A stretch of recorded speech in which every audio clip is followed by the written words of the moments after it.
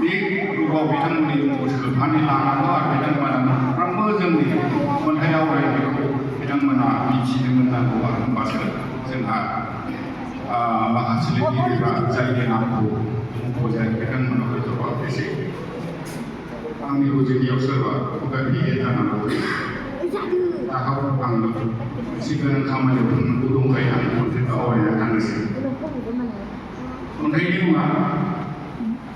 बर' राव गेवलां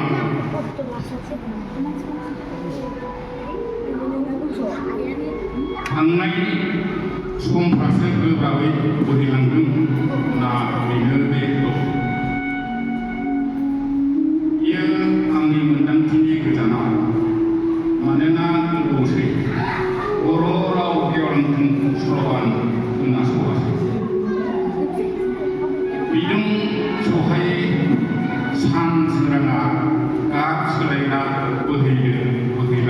बोहैलांगोन जिउनि रजं आथोनजों गोसोखांबा गोरोबहाया बै समनि मोब्लिब आरो दिनैनि सोमखोर उदां मोखांजों रावनो लिरनोनो उदां गैयाम गामिनि गेदेमा बर' हारि जेनेबा जोनोमनि जेबो मोन्थाय जोंहा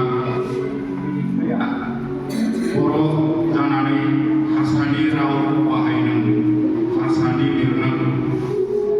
भाषानि फरायनांगौ अदेबानि जिउ दान होनायजों गोब्राब जांख्रिथाय जों राव थुनलाइ मोनबाय रमान हांखो होजायासै देबनागरि होजानानै राव बर' राव थुनलाइयाव बुहुम दरबारनि जौगालु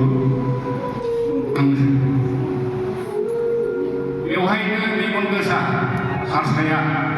खैसारिजों बर' राव थुनलाइखौ हेंथा होनो गोबावजों रमान हांखोखौ जाबसिनफिनदोंसै जेराव राव थुनलाइनि सोरां मोनखानायाव गोदानै खोमसिथिं गिदिंफिनला बुंनानै सुबुंथिनि थान्दै बिनेश्वर ब्रह्मनि थै मुंख्लं बोलि जानांदों बर' हारिया मेंनाय बानाय गैयि जिउ खहा गोनां सोमावसारथों गेरेमसा राव थुनलाइ हारिमु होननानै दिनै बे रावखौनो गेदेमाफ्रा बाहायनो गारना हारसानि लाइमोनफोरनो हब्रा हब्रा गावनि राजखान्थिनि मुलाम्फानि थाखाय बिबुंसार होसै बर' गेदेमाया बर' राव गेवलांथों मानो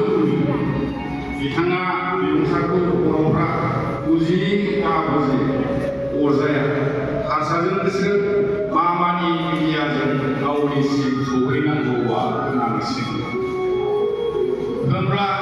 इसेबां जोथोन लाजानाय जारिमिनारि गोथार नबेम्बर सानखौ खुरुनसिनि दै सारनायाव ओंथिनि बेसेना बहा बे सोंथिनि फिननायाव बर' गेदेमाया बुंलायगोन इज माइ डेम'क्रेसि आंनि गणतन्त्र नाथाय गावनि गोसोनि उदांस्रिजों जोंनि राव हारिमुनि रैखाथि मोननांगौआ सारो बोरमा मोसौखौबो गावनि आंगो बुंनांसिगौ नामा बेखिनियानो